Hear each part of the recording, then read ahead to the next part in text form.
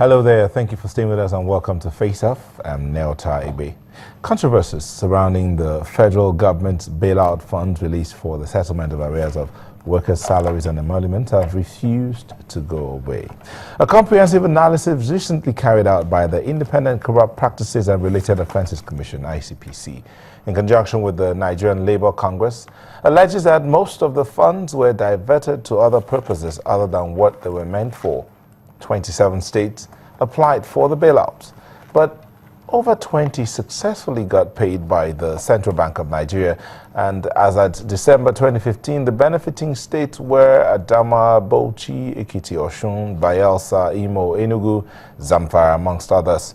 Some states claim they have cleared all outstanding arrears of salaries, while many workers affirm they are yet to assess their entitlement. Truth or falsehood? Were these funds really diverted? What exactly happened to the funds? Were they used for what they were meant for? Well, these questions continue to beg for answers. But let's see if we can get them tonight from Fumisho Babarinde, Assistant Organizing Secretary, PDP Osun State. Thank you for joining us. It's a pleasure. All right. And also here's Lanre Suraj, Public Affairs Analyst. Thank you for joining us. Always my pleasure. All right, gentlemen. So what's your position? Managing the bailout funds, did the state fail? In 10 seconds. No, you can't say the state failed. Okay, I mean, say that that's very... I've not even spent up to 10 seconds. Thank you. Okay. Did the states fail? Totally.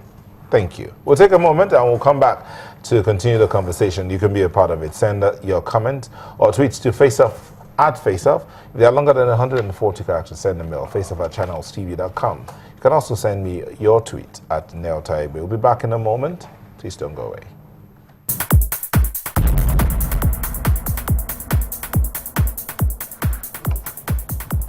Welcome back. So we're asking the question, managing the bailout funds, did the state fail? The two gentlemen in the studio have divergent views. One says no, the other one says yes. So let's get to the conversation and see what happened. So yes, you're going to ask the first question. Yeah, I think it would be important that Mr. Babanide is able to tell us how, he's able to confirm and assertively said, because he even said totally they failed, I mean, that can then, we can engage in on the basis of the source of information and available also data.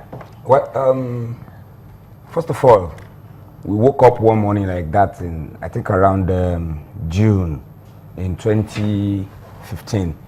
And alas, the governor of Imo State said on behalf of the progressive governors, blah, blah, like that, that they can no longer cope with salary payment and what have you. And thereafter, there was a meeting with the vice president of the federation, Professor Osibaju, and I think they gleefully agree with them to give them some funds to pay outstanding salaries and pensions. And they gave them a lot of conditions for that, the payment, the granting of the loan. They call it loan then. The first thing is that it's strange because I don't know if I'm right. Since 1960, I've never heard either in history or when I grew up to become a big man like this that the FG is bailing out a federating unit in this country. That's why it's strange. I'm probably hearing for the first time that a federating unit will be going cap in hand to go and beg for a loan or a bailout or whatever name they called it. Be that as it may, one of the conditions that was given was that, okay, go and bring the numbers of the months that you are owing and the mode of payments, both salaries and pensions. Yes, the federal government granted that thing because I don't know even if it's constitutional. That one's another issue entirely.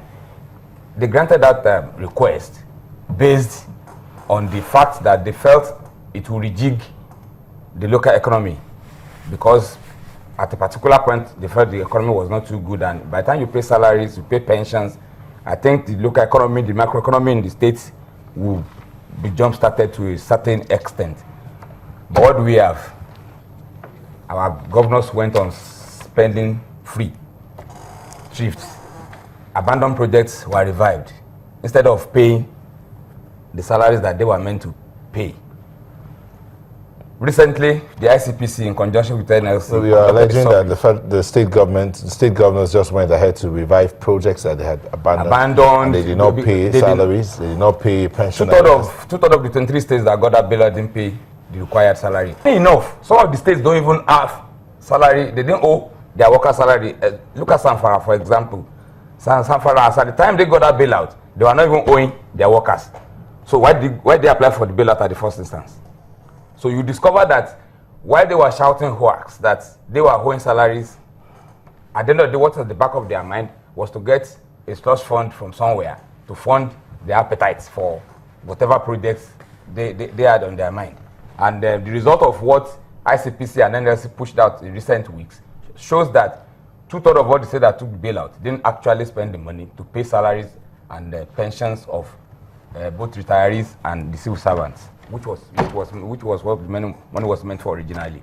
So what are we talking about? And to add insult upon an injury, recently one of the states, about 2 weeks ago or 3 weeks ago, cried that they want another bailout again. Can you imagine? It is satanic, it is reckless, it is uncalled for, it's anti-people. I don't even know. I don't know the reason why our governors would behave that way. Meanwhile, I'm sorry, when the oil was selling at 170 or 118 and the benchmark in the country was 78, some of the governors that were ahead there now are second timers. They are commissioner of finance then, who couldn't project, who couldn't plan ahead. Because this slide, they will talk to you, their slide, they are overpackaged media propaganda. They will tell you that it is sliding economy, it is depression, it is a global meltdown, it is a vandalization of oil, it is oil theft and all these things. They will come with all these various excuses.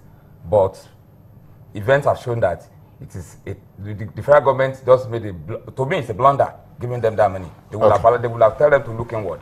Okay. Yeah, I think it's important that we go to the antecedents of the bailout fund. I mean, where it actually started from. I actually beg to disagree with him to say that it's for just a function of the states alone that were incapable of paying salaries. That the former government, the Minister of Finance, before exiting office in May, told the whole world that the federal government was incapable of paying salary of civil servants. That they were meant and forced to even borrow money, loans, obtain loans to